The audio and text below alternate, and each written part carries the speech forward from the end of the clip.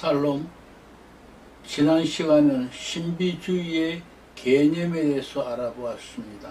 오늘은 중세 서방교회 신비주의의 배경과 역사에 대해서 알아보도록 하겠습니다. 배경은 1부로, 역사를 2부로 나누어서 강의하도록 하겠습니다. 중세 유럽에는 많은 신비주의자들이 있었습니다. 그들은 당시 넘치는 수도원들의 산물이었습니다.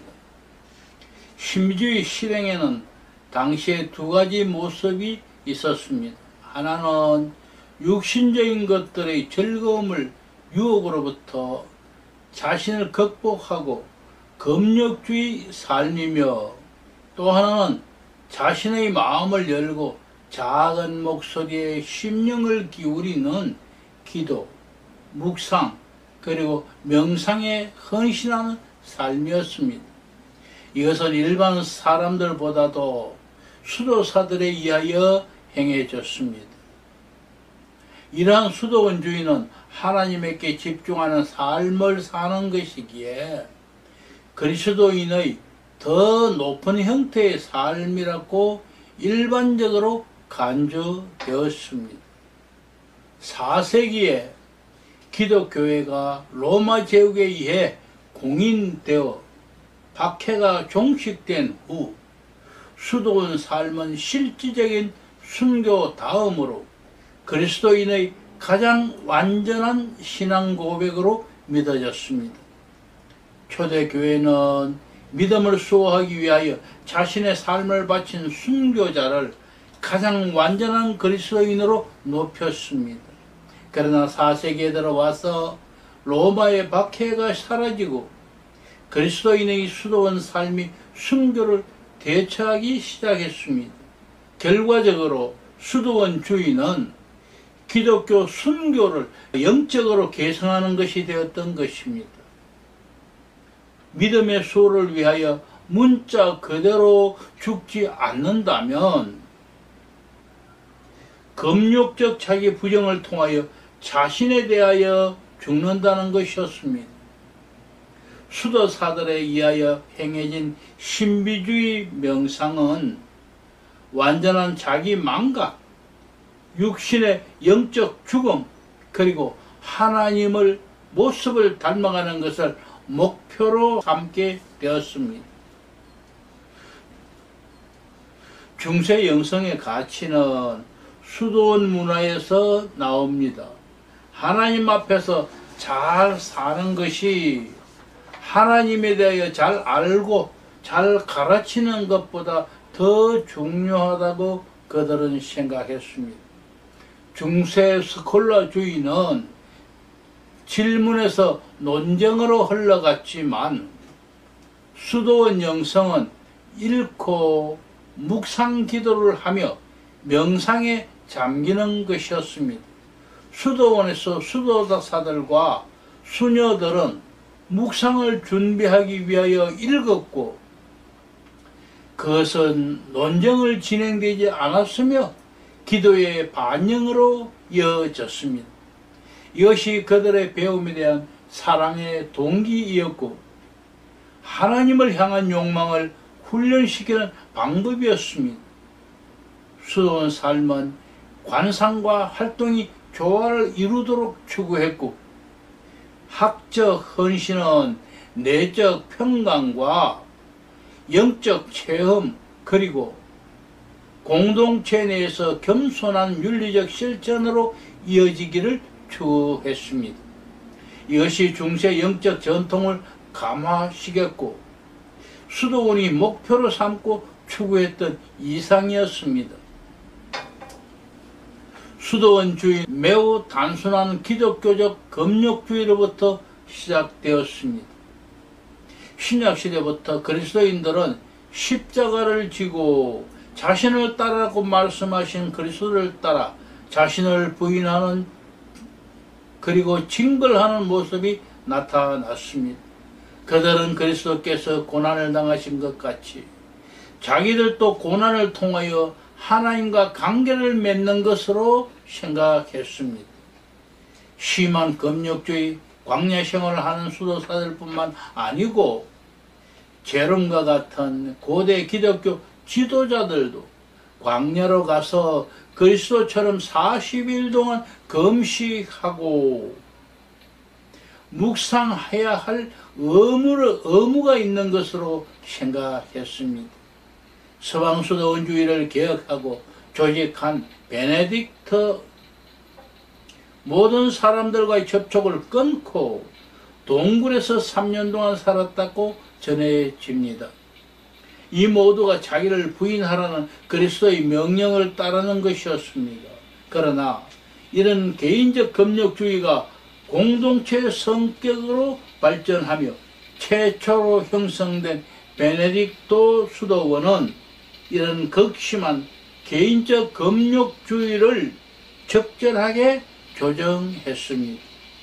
베네딕토 수도원에서 베네딕토가 수도사들의 훈련을 위하여 작성한 베네딕토 규칙서는 모든 서방 수도원들의 기본 모범으로 여겨졌고 11세기까지 수도원 삶의 유일한 안내서로서 자리 잡았습니다. 그런데 이 규칙서는 사실상 그 이전의 혹독한 금욕주의 삶을 감소시킨 것이었습니다. 그것은 조직화된 공동체에서 수도사들의 삶과 활동을 조정하며 적절한 시간들을 잠, 종교적 의무, 독서와 묵상, 노동, 식사 등에 알맞게 배열시켰던 것입니다. 수도원주의가 발전하게 된 또 하나의 동기는 제도화된 기독교를 탈피하기 위한 것이었습니다. 313년 콘스탄틴 대제는 밀란 칙령을 통하여 로마 제국 내에 기독교의 법적 지위를 세워 주었습니다. 그리고 4세기 중년 황제 펴도시우스 1세는 기독교를 제국의 공식 종교로 격상시켰습니다.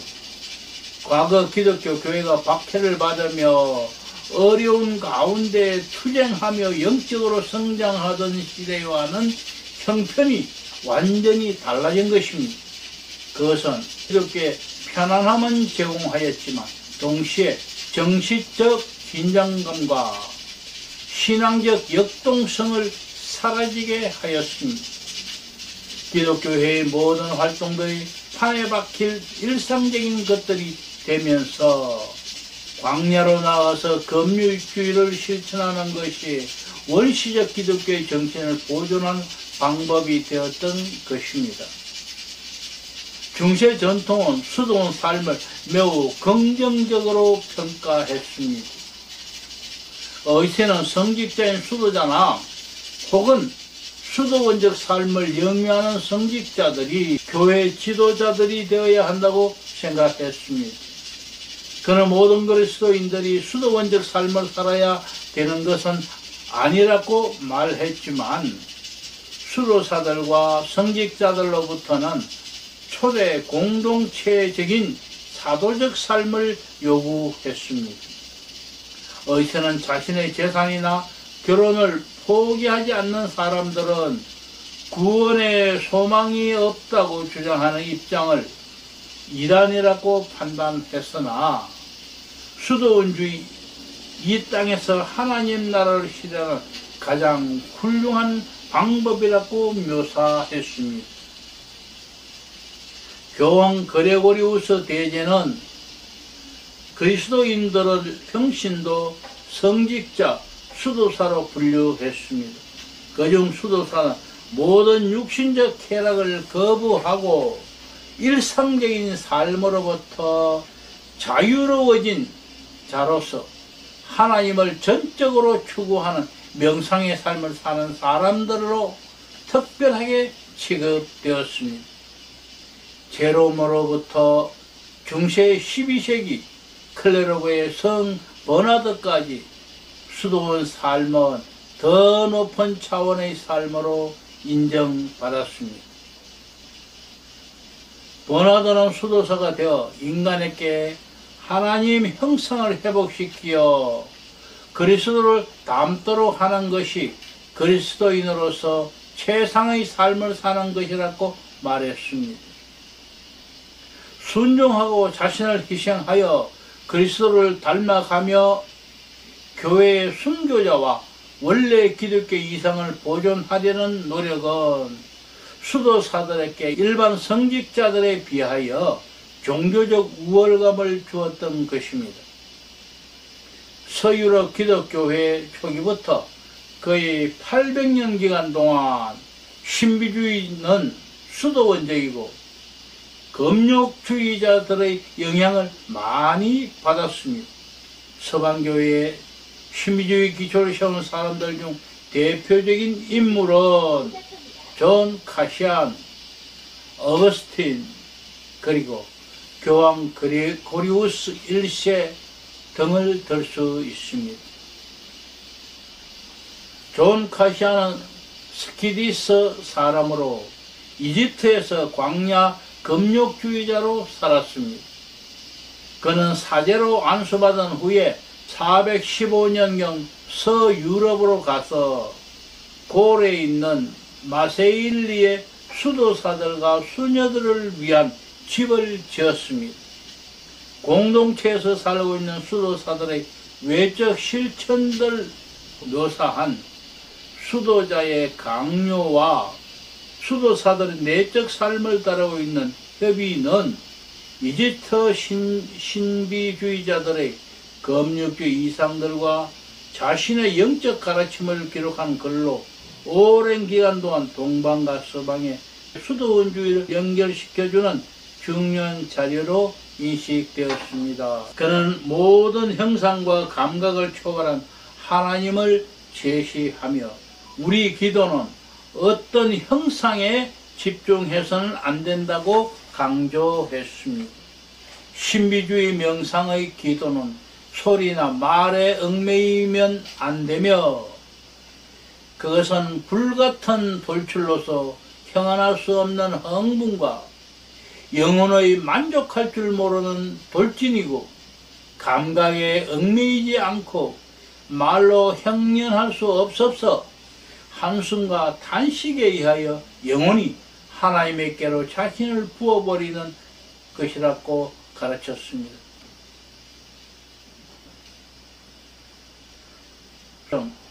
수도 삶의 목표는 하나님과의 합일이었습니다. 그것은 영혼이 육신의 즐거움을 추구하는 것으로부터 멀어져서 매일 영의 것들을 향하여 올라가서 모든 삶과 욕망이 끊임없이 기도가 되는 것이었습니다. 그리스도인의 최상의 선은 관상을 통하여 영적으로 상승하는 삶을 살면서 궁극적으로 하나님의 도움에 의하여 하나님 자신을 보는 경지에 도달하는 것이라고 가르쳤습니다. 일반 성도들에게도 많은 영성을 공급한 암브로시우스, 어거스틴 같은 서방교회 신비주의의 기초를 형성한 사람들과는 달리 카시안은 오로지 수도원과 수도사들을 대상으로만 가르쳤고 글을 남겼습니다. 카시안은 교회가 수도원 성격의 기관이 되어야 한다고 생각했고 예루살렘의 초대 교인들을 수도원 공동체로 보았습니다. 그 후 사람들의 게으름으로 말미암아 공동체가 수도원 공동체와 일반 성도들의 공동체로 나누어지게 되었다고 생각했습니다. 카시안은 수도원주의를 기독교 사회의 하나의 요소로 보는 정도가 아니고 사회에 대한 기독교의 대안으로 보았다고 해도 과언이 아닙니다. 존 카시안은 그의 죽음 이후에도 오랜 영향을 미쳤습니다. 베네딕토 수도 규칙을 작성할 때에 그는 수도사들에게 카시안의 강요와 협의를 올바른 삶을 위한 덕과 수도사들의 순종의 삶을 위하여 꼭 읽어야 하는 도서로 추천했습니다. 이 추천은 중세시대에 카시안의 신비주의적 검역주의 삶이 모든 수도원과 영적 지도자들에게 긍정적 평가를 받는 결정적 역할을 했습니다. 베네딕토 수도 규칙은 서유럽 수도원의 기본 형태를 세워주었고 11세기까지 수도원 삶의 독점적인 안내서로 남아 있었습니다. 그것은 수도사의 삶을 조직화된 공동체 내에서 일관화시켰습니다. 최초 서유럽의 라틴 신학자인 북아프리카 출신의 어거스틴도 수도원주의와 신비주의의 주창자였습니다. 어거스틴이 신비주의자인가 아닌가는 논란이 있습니다. 사실 어거스틴은 그의 천재성을 발휘하여 수많은 신앙적이고 신학적인 주제들을 당대 최고의 수준으로 다루었으며 교회를 이끌어 나가고 수많은 사람들에게 영향을 주었습니다. 그는 교리적이고 이론적인 사색 신학을 다루었고 교육의 이론을 다루었으며 교회 지도자로서 수도원 설립자로서 설교자와 변증가로서 역할을 훌륭히 했습니다. 이런 것을 감안할 때 어거스틴을 단순히 신비주의자로 총괄하는 것에는 무리가 있습니다. 그러나 분명한 것은 어거스틴이 기독교 신비주의에 큰 관심을 기울였고 후기 신비주의자들이 어거스틴의 이러한 신비주의 요소에 많은 영향을 받았다는 점입니다. 신비주의 해석 여부에 따른 어거스틴에 대한 다양한 평가와 의견 차이에도 불구하고 어거스틴이 신비주의 요소를 충분히 가지고 있음을 부인할 수 없습니다. 어거스틴의 여러 저서들이 그의 신비주의 사상에 중요성을 가지고 있지만 그의 신비주의를 이해하는데 가장 중요한 책은 그가 397년과 401년 사이에 저술한 고백입니다. 위대한 신학자이고 히포의 감독으로 교회의 지도자였던 어거스틴은 내면으로는 수도사이고 금욕주의자이며 신비주의자였습니다. 플라톤의 영향을 받은 어거스틴은 신비적 경험을 환상이라고 하지 않고 지적 직감, 영적 빛의 섬광 이렇게 표현했습니다. 그는 하나님에 대한 영원한 신비적 견해가 인간의 중심이라고 말했습니다. 어거스틴의 신비적 경험을 어머니 모니카의 영적 대화를 나누던 중 발생한 것으로 기록되어 있습니다. 그는 다음과 같이 말했습니다. 우리 마음은 영원한 존재를 향한 격렬한 애정에 의하여 들어 올려졌다. 단계적으로 우리는 모든 유형적 존재들, 해, 달, 별들이 지구를 비추는 하늘 위로 올라갔다. 우리는 내적 핵심, 대화, 하나님이 만드신 피조들의 경외감에 의하여 심지어 더 위로 올라갔고 우리의 마음 안으로 들어갔다. 우리는 그 이상으로 올라가서 하나님께서 이스라엘을 진리의 양식으로 공급하는 무한한 충만의 지역으로 갔다. 또한 어거스틴은 내재적이고 초월적인 하나님의 신비적 역사를 그가 신비주의 체험으로 묘사했습니다. 그는 이렇게 말했습니다. 당신을 나의 인도자로 하여 나는 나의 중심에 있는 요새로 들어갔다. 당신께서 나의 도움이 되셨기에 그렇게 할 수 있는 힘이 나에게 주어진 것이다. 나는 들어가서 내 영의 눈으로 나의 마음보다 더 높은 불변의 빛을 보았다. 그것은 누구에게나 명백해 보이는 일상의 빛이 아니었다. 또는 더 밝은 빛을 주고 모든 것을 채우는 일반적인 빛보다 더 큰 정도의 빛이 아니었다. 그것은 완전히 다른 종류의 빛이었다. 우리가 아는 모든 종류의 빛과는 완전히 다른 것이었다. 그것은 내 마음을 초월했다. 그 초월은 기름이 물에 떠 있거나 또는 하늘이 땅 위에 있는 그런 방식이 아니었다. 당신은 멀리서 부러지졌다. 이제는 나는 나이다. 나는 심령 안에서 듣는 것처럼 들었고 모든 유혹이 나를 떠났다. 신비주의자들은 하나님의 경험이 하나님의 선물이지 자기 자신의 노력이나 선의 선물이 아님을 잘 압니다. 그런 경험이 주어지는 것이 신비고 그 이유는 자기들의 공로와는 상관없이 오직 하나님에게만 알려져 있다고 믿기 때문입니다. 어거스틴에게 이 체험은 매우 달콤한 것이었습니다. 때로 당신은 나를 이상한 달콤함으로 느껴지는 감정의 늪으로 들어가게 하십니다.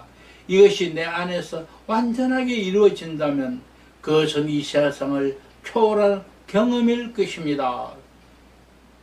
심리적 체험의 달콤함 이외에도 불과 같은 경험을 어거스틴은 말합니다. 당신의 선물로 우리는 불이 붙어서 위로 들려 올라간다. 우리는 새빨갛게 달아서 올라간다. 당신의 불이 붙어서 우리는 빨갛게 되어 올라간다. 자신의 경험을 말하면서 어거스틴은 하나님께서 이해할 수 없으나 형언할 수 없는 현존으로 비록 가끔이기는 하지만 어둠을 가로지르는 빠른 빛의 섬광으로 지혜로운 자가 육신에서 풀려났을 때에 그의 마음을 방문하신다. 어거스틴에게 지속적으로 나타난 이와 같은 내용은 그 후에 신비주의자들에게 많은 영향을 줄 것으로 보입니다. 오늘 여기서 마치고 다음 시간엔 역시 중세 서방교회 신비주의 배인과 역사 2부를 강의하겠습니다. 감사합니다.